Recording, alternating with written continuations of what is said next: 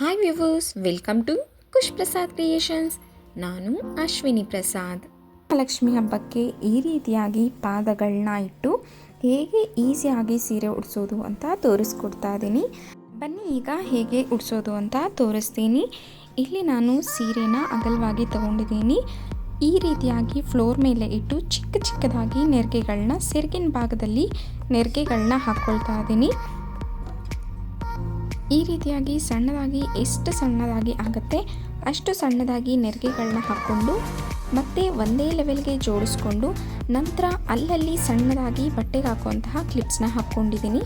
ನೀವು ಬೇಕು ಅಂದರೆ ಸೇಫ್ಟಿ ಪಿನ್ನು ಸಹ ಹಾಕ್ಕೋಬೋದು. ಸೆರಗಿನ ಭಾಗದಲ್ಲಿ ನೆರಿಗೆಗಳು ಸ್ವಲ್ಪ ಜರಿ ವರ್ಕ್ ಇರುತ್ತೆ, ಆದ್ದರಿಂದ ಅಲ್ಲಿ ಸಣ್ಣದಾಗಿ ಸ್ವಲ್ಪಕ್ಕೆ ನೀವು ಕ್ಲಿಪ್ಸ್ಗಳನ್ನ ಹಾಕ್ಕೊಂಡು ಸ್ವಲ್ಪ ಪ್ರೆಸ್ ಮಾಡ್ಕೊಳ್ಳಿ. ಆಗ ನೆರಿಗೆಗಳು ಚೆನ್ನಾಗಿ ಕೂರುತ್ತೆ.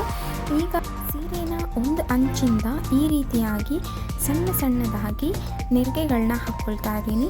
ಒಂದೇ ಸಮಕ್ಕೆ ಹಾಕ್ಕೊಳ್ಳೋಕ್ಕಾಗಲಿಲ್ಲ ಅಂದರೆ ಸ್ವಲ್ಪಕ್ಕೆ ಹಾಕ್ಕೊಂಡು ಪಿನ್ಸ್ನ ಹಾಕ್ಕೊಳ್ಳಿ. ಆಗ ನಿಮಗೆ ಎಷ್ಟು ಬೇಕೋ ಅಷ್ಟು ನೀಟಾಗಿ ಹಾಕ್ಕೊಳ್ಬೋದು. ಏಕೆಂದರೆ ನಮಗೆ ಈ ರೀತಿಯಾಗಿ ಉದ್ದಕ್ಕೆ ಹಾಕ್ಕೊಂಡಾಗ ನೆರಿಗೆಗಳು ತುಂಬ ಬರುತ್ತೆ. ಈಗ ನೋಡಿ, ಒಂದೇ ಲೆವೆಲ್ಗೆ ಮೇಲ್ಗಡೆ ಮಾತ್ರ ಒಂದು ಟೈಟಾಗಿ ಕ್ಲಿಪ್ನ ಹಾಕ್ಕೊಳ್ತಾ ಇದ್ದೀನಿ. ನಂತರ ಇದನ್ನು ಉದ್ದಕ್ಕೆ ಇಳ್ಕೊಂಡು ನಂತರ ಮಿಡಲಲ್ಲಿ ಒಂದು ಕ್ಲಿಪ್ಪು, ಅಗೇನ್ ಕೆಳಗಡೆನೂ ಒಂದು ಕ್ಲಿಪ್ನ ಹಾಕ್ಕೊಂಡಿದ್ದೀನಿ.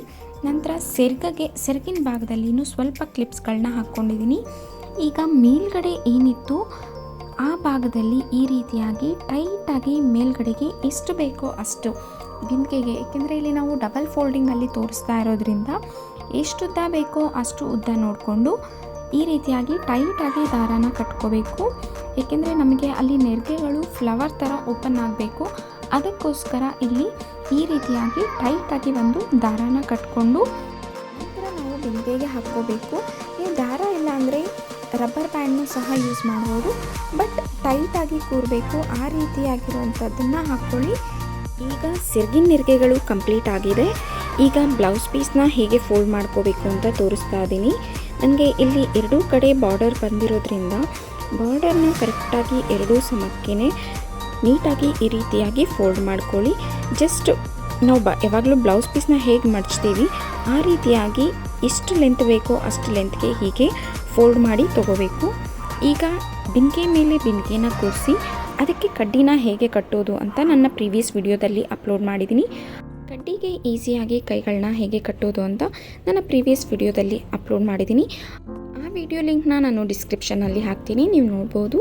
ಈಗ ಬಾರ್ಡರ್ ಮೇಲೆ ಬರೋ ಹಾಗೆ ಕೈಗೆ ಸುತ್ತು ಒಂದು ಈ ರೀತಿಯಾಗಿ ಬಟ್ಟೆನ ಎಳ್ಕೊಂಡು ಇಲ್ಲಿ ಒಂದು ಗುಂಡ್ಪಿನನ್ನು ಹಾಕ್ಕೊಳ್ತಾ ಇದ್ದೀನಿ. ಪಿನ್ಸ್ಗಿಂತ ಗುಂಡ್ಪಿನ್ಸ್ನ ಯೂಸ್ ಮಾಡಿ, ಆಗ ಬೇಗ ಆಗುತ್ತೆ. ಜೊತೆಗೆ ಬಟ್ಟೆ ಅನ್ನೋದು ಬೇಗ ಹಾಳಾಗೋದಿಲ್ಲ, ಈಸಿಯಾಗೂ ಆಗುತ್ತೆ. ಕ್ವಿಕ್ಕಾಗಿ ಸ್ಯಾರಿನ ಉಡಿಸ್ಬೋದು, ಪ್ಲಸ್ ಬ್ಲೌಸ್ನೂ ಕ್ವಿಕ್ಕಾಗಿ ಹಾಕ್ಬೋದು. ನಾವು ಬ್ಲೌಸ್ ಹಾಕಿದಾಗ ಸ್ಲೀವ್ಸ್ ಹೇಗೆ ಕಾಣಿಸುತ್ತೆ ಆ ರೀತಿಯಾಗಿ ಕಾಣಿಸುತ್ತೆ. ಈ ರೀತಿ ಹಾಕ್ಕೊಳ್ಳುವಾಗ ಇಲ್ಲಿ ನಾನು ಮೇಲ್ಗಡೆ ಒಂದು ಗುಂಡು ಪಿನ್ನು ಮತ್ತು ಕೆಳಗಡೆ ಒಂದು ಗುಂಡು ಪಿನ್ನನ್ನು ಹಾಕಿ ಫುಲ್ಲು ಲಾಕ್ ಮಾಡಿ ತೊಗೊಂಡಿದ್ದೀನಿ. ಈಗ ನಾನು ಬಿಂದಿಗೆಗೆ ಆಲ್ರೆಡಿ ಬಟ್ಟೆನ ಕಟ್ಕೊಂಡಿದ್ದೀನಿ, ಆದರೂ ನನಗೆ ಫ್ರಂಟಿಂದ ಸೆರಗಿನ ಭಾಗದ ಹತ್ರ ಸ್ವಲ್ಪ ಬ್ಲೂ ಕಲರೇ ಕವರ್ ಆಗಬೇಕು ಅನ್ನೋದಕ್ಕೋಸ್ಕರ ಬ್ಲೌಸ್ನ ಫ್ರಂಟಿಂದ ತೊಗೊಂಡು ಮತ್ತೆ ಕಡ್ಡಿ ಕಾಣದಿರ ಇರೋ ಹಾಗೆ ಮೇಲ್ಗಡೆಯಿಂದ ತೊಗೊಂಡಿದ್ದೀನಿ. ಒಂದೇ ಸಮಕ್ಕೆ ತೊಗೊಳ್ಳಿ, ಆಗ ಈಸಿ ಆಗುತ್ತೆ. ಇಲ್ಲಿ ನನಗೆ ಕಡ್ಡಿ ಸ್ವಲ್ಪ ಉದ್ದ ಇರೋದ್ರಿಂದ ಸ್ವಲ್ಪ ಏರುಪೇರು ಆಗಿದೆ. ಕಡ್ಡಿ ಯಾವಾಗಲೂ ಶೋಲ್ಡರ್ಗೆ ಕರೆಕ್ಟಾಗಿ ಬರೋ ಹಾಗೆ ಬಿಂದಿಗೆಗಿಂತ ಸ್ವಲ್ಪ ಜಾಸ್ತಿ ಇರೋ ಹಾಗೆ ತೊಗೊಳ್ಳಿ, ಆಗ ತುಂಬ ಚೆನ್ನಾಗಿ ಬರುತ್ತೆ. ಈಗ ನೋಡಿ, ಮೇಲ್ಗಡೆಯಿಂದ ಬ್ಲೌಸ್ ಪೀಸ್ನ ತೆಗೆದು ಅಲ್ಲೂ ಒಂದು ಗುಂಡು ಪಿನ್ನನ್ನು, ಕೆಳಗಡೆ ಒಂದು ಗುಂಡು ಪಿನ್ ಮತ್ತು ಮೇಲ್ಗಡೆ ಒಂದು ಗುಂಡು ಪಿನ್ನನ್ನು ಹಾಕಿ ಇದನ್ನು ಲಾಕ್ ಮಾಡ್ಕೊಳ್ತಾ ಇದ್ದೀನಿ. ಈಗ ನೋಡಿ, ಪರ್ಫೆಕ್ಟಾಗಿ ಬ್ಲೌಸು ಹೇಗೆ ನೀಟಾಗಿ ಬಂದಿದೆ ಅಂತ. ಮಾಮೂಲಿ ನಾವುಗಳೆಲ್ಲ ಬ್ಲೌಸ್ನ ಹೇಗೆ ಹೊಲಿಸ್ಕೊಳ್ತೀವಿ ಅದೇ ರೀತಿಯಾಗಿಯೇ ಬರುತ್ತೆ, ನೀಟಾಗೂ ಕಾಣಿಸುತ್ತೆ. ನಾನಿಲ್ಲಿ ಕೈನ ಸ್ವಲ್ಪ ದೊಡ್ಡದಾಗಿ ನಾನೇ ಸ್ಟಿಚ್ ಮಾಡ್ಕೊಂಡಿರೋದ್ರಿಂದ ನನಗೆ ಕೈ ಸ್ವಲ್ಪ ದೊಡ್ಡದಾಗಿ ಬಂದಿದೆ. ಈಗ ಬಿಂದಿಗೆಗೆ ಬಟ್ಟೆ ಏನು ಕಟ್ಟಿದ್ದೀವಿ, ಕೆಳಗಡೆ ಬಿಂದಿಗೆಗೆ ನಾವು ಸೀರೆ ಭಾಗನ ಕಟ್ಕೋಬೇಕು. ಇಲ್ಲಿ ನೋಡಿ, ಕಂಠದ ಸುತ್ತು ಬಂದು ಬೇಕಾದ್ರೂ ಕಟ್ಕೋಬೋದು. ಇಲ್ಲ ಅಂತ ಅಂದರೆ ಈ ರೀತಿಯಾಗಿ ಒಂದು ಸೀರೆ ಮೇಲೆ ಹೀಗೆ ಸ್ಟ್ರೈಟಾಗಿ ಬರಬೇಕು. ಆ ರೀತಿಯಾಗಿ ಕ್ಲಿಪ್ಸ್ನ ರಿಮೂವ್ ಮಾಡಿ ಒಂದು ಗಂಟನ್ನ ಹಾಕ್ಕೋಬೇಕು. ಟೈಟಾಗಿ ಗಂಟನ್ನ ಹಾಕ್ಕೊಳ್ಳಿ, ಆಗ ನಿಮಗೆ ಕೂತ್ಕೊಳ್ಳುತ್ತೆ. ಸೀರೆನ ತುಂಬ ತಿಕ್ಕಾಗಿ ಹಾಕ್ಕೊಬೇಡಿ, ಸ್ವಲ್ಪ ಸೈಡಿಂದ ಈ ರೀತಿಯಾಗಿ ಹಾಕ್ಕೊಳ್ಳಿ, ಆಗ ನಮಗೆ ಸೊಂಟಕ್ಕೆ ಡಾಬ್ ಕಟ್ಟುವಾಗ ದಪ್ಪ ಅನ್ನೋದು ಕಾಣಿಸೋದಿಲ್ಲ. ಈಗ ನಾನು ಸೆರಗನ್ನ ಹಾಕ್ಕೊಳ್ತಾ ಇದ್ದೀನಿ, ಕ್ಲಿಪ್ಸ್ನ ರಿಮೂವ್ ಮಾಡಿಲ್ಲ. ಸೆರಗಿನ ಭಾಗನ ನಾನು ಸ್ವಲ್ಪ ಉದ್ದವಾಗಿ ತೊಗೊಂಡಿದ್ದೀನಿ. ನೀವು ಬೇಕು ಅಂದರೆ ಒಂದೇ ಸೈಡ್ಗೂ ಸಹ ಹಾಕ್ಕೋಬೋದು. ನಾನು ಇಲ್ಲಿ ಡಬಲ್ ಸೈಡ್ಗೆ ಸೆರಗನ್ನ ಹಾಕ್ಕೊಳ್ತೀನಿ. ಈಗ ನಾನು ಹಾಕಿರುವಂತಹ ನೆರಿಗೆಗಳಿಗೆ ಏನಾಗಿದೆ ಆ ಕ್ಲಿಪ್ಸ್ನ ರಿಮೂವ್ ಮಾಡಿ ಈ ರೀತಿ ಅಗಲವಾಗಿ ತೊಗೊಳ್ತಾ ಇದ್ದೀನಿ. ಏಕೆಂದರೆ ಒಂದೇ ಸಮಕ್ಕೆ ನೆರಿಗೆಗಳು ಬಂದಿದೆಯಾ ಅಂತ ನೋಡೋದಕ್ಕೋಸ್ಕರ ಈ ರೀತಿಯ ಕ್ಲಿಪ್ಸ್ಗಳನ್ನ ರಿಮೂವ್ ಮಾಡಿ ಫಸ್ಟ್ಗೆ ನೆರಿಗೆಗಳು ಒಂದೇ ಸಮಕ್ಕೆ ಬಂದಿದೆಯಾ ಅಂತ ನೋಡ್ಕೊಳ್ಳಿ. ಏಕೆಂದರೆ ಎಲ್ಲ ಅಲಂಕಾರ ಆದಮೇಲೆ ನಾವು ನೆರಿಗೆಗೆ ಹಾಕಿರೋಂತಹ ಕ್ಲಿಪ್ಸ್ನ ರಿಮೂವ್ ಮಾಡಿದ್ರೆ ಏರುಪೇರು ಆಗಿದ್ರೆ ಚೆನ್ನಾಗಿ ಕಾಣಿಸೋದಿಲ್ಲ. ಈಗ ಸೆರಗಿನ ಭಾಗದಲ್ಲಿ ಹಾಕಿರುವಂತಹ ಪಿನ್ಸ್ನೆಲ್ಲ ಅಂದರೆ ಕ್ಲಿಪ್ಸ್ನೆಲ್ಲ ರಿಮೂವ್ ಮಾಡಿ ಒಂದು ಸೇಫ್ಟಿ ಪಿನ್ನನ್ನು ಹಾಕ್ಕೊಳ್ತಾ ಇದ್ದೀನಿ. ಸೇಫ್ಟಿ ಪಿನ್ನನ್ನು ಹಾಕಿ ನಂತರ ಈ ನೆರಿಗೆಗಳು ಏನಿತ್ತು ಅದನ್ನು ಅಗಲವಾಗಿ ಮಾಡ್ಕೊಳ್ತಾ ಇದ್ದೀನಿ. ಈಗ ಹಿಂದೆಯಿಂದ ಸೆರಗನ್ನ ತೊಗೊಂಡು ಬಂದು ಸೆರಗಿನ ಒಳಗಡೆ ಭಾಗದಿಂದ ನಾನು ಈ ರೀತಿಯಾಗಿ ಹಾಕ್ಕೊಳ್ತಾ ಇದ್ದೀನಿ. ಈ ರೀತಿ ಹಾಕ್ಕೊಳ್ಳೋದ್ರಿಂದ ನಮಗೆ ಬಿಂದಿಗೆ ಅನ್ನೋದು ಕಂಪ್ಲೀಟಾಗಿ ಕವರ್ ಆಗುತ್ತೆ, ಜೊತೆಗೆ ತುಂಬ ಚೆನ್ನಾಗಿ ಕಾಣಿಸುತ್ತೆ. ಡಬಲ್ ಲೇಯರಲ್ಲಿ, ಏಕೆಂದರೆ ಸೆರಗಿನ ಭಾಗದಲ್ಲಿ ಜರಿ ವರ್ಕ್ ಇರುತ್ತೆ, ಅದು ಡಬಲ್ ಲೇಯರಾಗಿ ಕಾಣಿಸೋದಕ್ಕೋಸ್ಕರ ನಾನು ಈ ರೀತಿಯಾಗಿ ಹಾಕ್ಕೊಂಡಿದ್ದೀನಿ. ನೀವು ಬೇಕು ಅಂದರೆ ಸಿಂಗಲ್ ಆಗಿನೂ ಸಹ ಹಾಕ್ಕೋಬೋದು. ಈಗ ಬಟ್ಟೆಗೆ ಹಾಕಿರುವಂತಹ ಕ್ಲಿಪ್ಸ್ಗಳನ್ನ ರಿಮೂವ್ ಮಾಡಿ ಅಲ್ಲಲ್ಲಿ ಒಂದೊಂದು ಸೇಫ್ಟಿ ಪಿನ್ಸ್ನ ಹಾಕ್ಕೊಳ್ತಾ ಇದ್ದೀನಿ.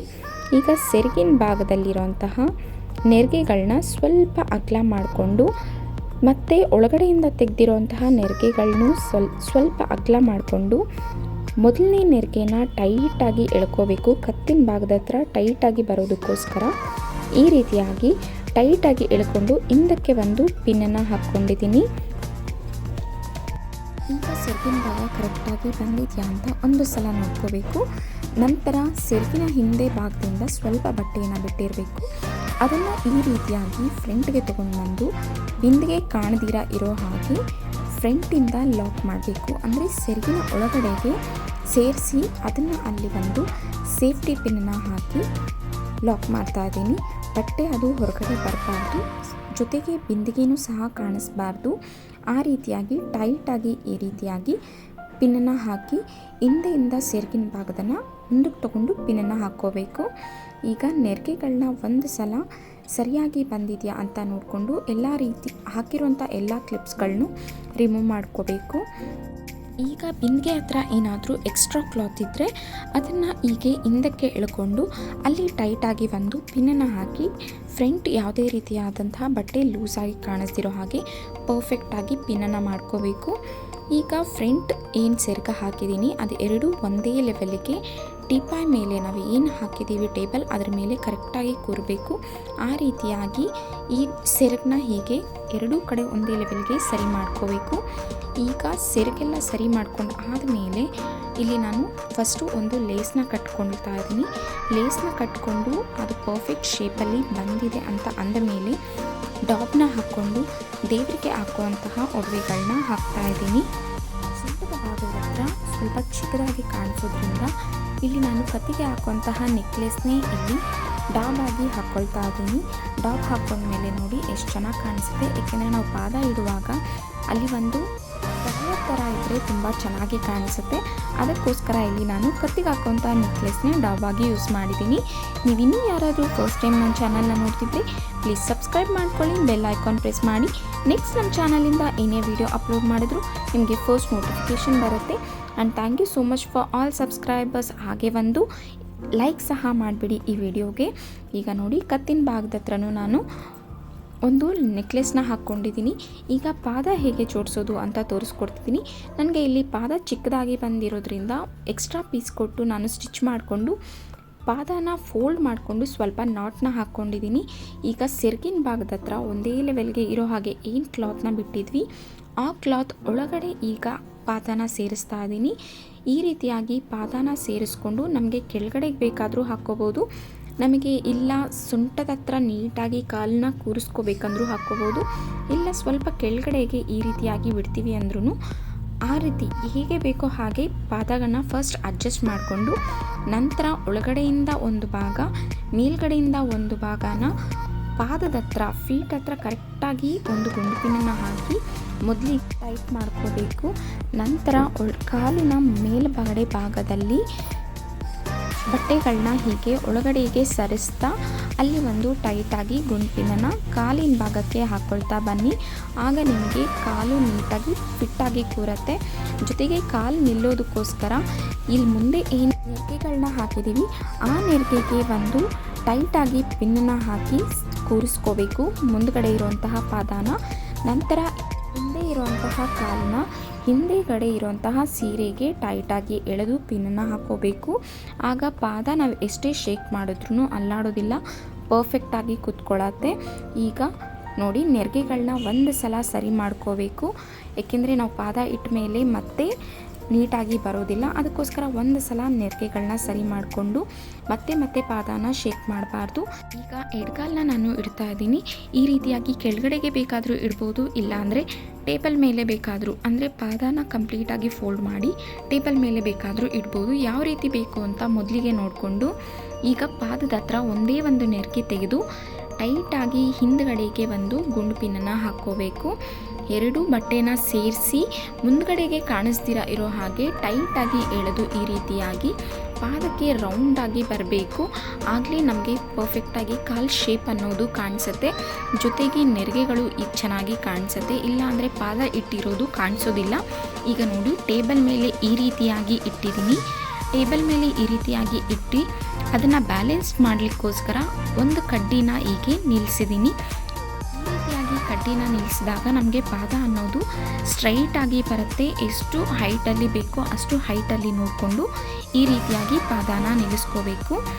ಈಗ ಪಾದದ ಹಿಂದಿನ ಭಾಗದಿಂದ ಒಂದು ಟೈಟಾಗಿ ಸೀರೆಗೆ ನಾನು ಪಾದನ ಪಿನ್ ಹಾಕಿ ಟೈಟಾಗಿ ನಿಲ್ಲಿಸ್ಕೊಳ್ತಾ ಇದ್ದೀನಿ. ಜೊತೆಗೆ ಬ್ಯಾಲೆನ್ಸ್ ಆಗಿರೋದಕ್ಕೋಸ್ಕರ ಕಡ್ಡಿನೂ ಸಹ ನಿಲ್ಲಿಸಿದ್ದೀನಿ.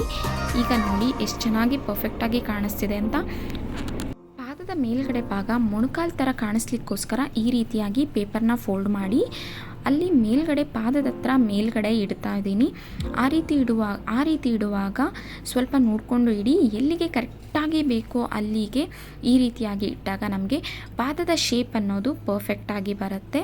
ಈಗ ಮತ್ತೆ ಕಡ್ಡಿನ ಸ್ವಲ್ಪ ಬ್ಯಾಲೆನ್ಸ್ಡಾಗಿ ಇಟ್ಟು ಕರೆಕ್ಟಾಗಿ ಕಡ್ಡಿನೂ ಕಾಣಿಸ್ದಿರೋ ಇರೋ ಹಾಗೆ ಕಾಲನ್ನ ಈ ರೀತಿಯಾಗಿ ನಿಲ್ಲಿಸಬೇಕು. ನಂತರ ಪಾದನ ನೀಟಾಗಿ ಒಂದು ಪಿನ್ನನ್ನು ಮಾಡಿಕೊಂಡು ಸೆರಗನ ಎಲ್ಲ ಪಾದದ ಒಳಗಡೆಯಿಂದ ಈ ರೀತಿಯಾಗಿ ಅಗಲವಾಗಿ ಸರಿಸಿಸ್ಕೊಳ್ತಾ ಇದ್ದೀನಿ. ಒಂದ್ರ ಪಕ್ಕ ಒಂದು ನೀಟಾಗಿ ಬರಬೇಕು. ಈಗ ನೋಡಿ, ಕೆಳಗಡೆನೂ ನೆರಿಗೆ ನೀಟಾಗಿ ಹಾಕ್ಕೊಂಡಿದ್ದೀನಿ. ಮೇಲ್ಗಡೆನೂ ಡಬಲ್ ಫೋಲ್ಡಿಂಗ್ ಆಗಿರೋದ್ರಿಂದ ಮೇಲ್ಗಡೆನೂ ನೆರಿಗೆ ನೀಟಾಗಿ ಹಾಕ್ಕೊಂಡಿದ್ದೀನಿ. ನಂತರ ದೇವರಿಗೆ ಮುಖವಾಡ ಇಟ್ಟು ಕಿರೀಟ ಇಟ್ಟು ಮತ್ತು ಜಡೆನ ಕತ್ತಿನ ಹಿಂದೆ ಭಾಗದಿಂದ ತಗೋಬೇಕು. ಈಗ ನೋಡಿ, ಅಲಂಕಾರ ಫುಲ್ ಕಂಪ್ಲೀಟಾಗಿ ಆಗಿದೆ. ಈಸಿಯಾಗಿ ಸೀರೆನ ಉಡಿಸ್ಬೋದು. ಯಾರು ಹೆಲ್ಪು ಇಲ್ದಿರ ಒಬ್ಬರೇ ಈಸಿಯಾಗಿ ಕ್ವಿಕ್ಕಾಗಿ ಬೇಗ ಸೀರೆ ಉಡಿಸಿ ದೇವರಿಗೆ ವಿಶೇಷವಾಗಿ ಅಲಂಕಾರ ಮಾಡ್ಕೋಬೋದು. ಈ ವಿಡಿಯೋ ನಿಮಗೆ ಇಷ್ಟ ಆಗಿದ್ದರೆ ಪ್ಲೀಸ್ ಸಬ್ಸ್ಕ್ರೈಬ್ ಮಾಡ್ಕೊಳ್ಳಿ, ಬೆಲ್ ಐಕಾನ್ ಪ್ರೆಸ್ ಮಾಡಿ. ನೆಕ್ಸ್ಟ್ ನಮ್ಮ ಚಾನಲಿಂದ ವರಮಹಾಲಕ್ಷ್ಮಿ ಹಬ್ಬದ ಪ್ರಯುಕ್ತ ಕಂಪ್ಲೀಟ್ ಸ್ಯಾರಿ ಡ್ರಾಪಿಂಗ್ ವೀಡಿಯೋಸ್ಗಳನ್ನೇ ಹಾಕ್ತಾ ಬರ್ತೀವಿ. ದೇವರಿಗೆ ವಿಶೇಷವಾಗಿ ಹೇಗೆ ಅಲಂಕಾರ ಮಾಡ್ಕೊಳ್ಳೋದು, ಜೊತೆಗೆ ಡಿಫ್ರೆಂಟಾಗಿ ಈಸಿಯಾಗಿ ಹೇಗೆ ಸ್ಯಾರಿನ ಉಡಿಸ್ಕೋಬೋದು ಅಂತ ಅಪ್ಲೋಡ್ ಮಾಡ್ತಾ ಬರ್ತೀವಿ. ಅದರ ನೋಟಿಫಿಕೇಷನ್ಗೋಸ್ಕರ ಪ್ಲೀಸ್ ಸಬ್ಸ್ಕ್ರೈಬ್ ಮಾಡ್ಕೊಳ್ಳಿ. ಶ್ರಾವಣ ಶುಕ್ರವಾರಗಳಲ್ಲಿ ಹೇಗೆ ವಿಶೇಷವಾಗಿ ದೇವರಿಗೆ ಪೂಜೆ ಮಾಡಬೇಕು ಅನ್ನೋದನ್ನು ಅಪ್ಲೋಡ್ ಮಾಡ್ತಾ ಬರ್ತೀವಿ. Thank you for the all subscribers. ಈ ವಿಡಿಯೋ ನಿಮಗೆ ಇಷ್ಟ ಆಗಿದ್ರೆ ನಿಮ್ಮ ಫ್ರೆಂಡ್ಸ್ ಆ್ಯಂಡ್ ಫ್ಯಾಮಿಲೀಸ್ ಜೊತೆ ದಯವಿಟ್ಟು ಶೇರ್ ಮಾಡ್ಕೊಳ್ಳಿ. ನಿಮ್ಮ ಒಂದು ಒಪಿನಿಯನ್ನ ಕಮೆಂಟ್ ಮೂಲಕ ತಿಳಿಸಿ. ಈ ವಿಡಿಯೋ ನಿಮಗೆ ಇಷ್ಟ ಆಗಿದ್ದರೆ ಹಾಗೆ ಒಂದು ಲೈಕ್ ಬಟನ್ನ ಪ್ರೆಸ್ ಮಾಡಿ. Thank you so much for all subscribers. Family ಜೊತೆ ಶೇರ್ ಮಾಡ್ಕೊಳ್ಳಿ, ಹಾಗೆ ಲೈಕ್ ಮಾಡಿ, ಸಬ್ಸ್ಕ್ರೈಬ್ ಮಾಡಿ. Thank you for watching.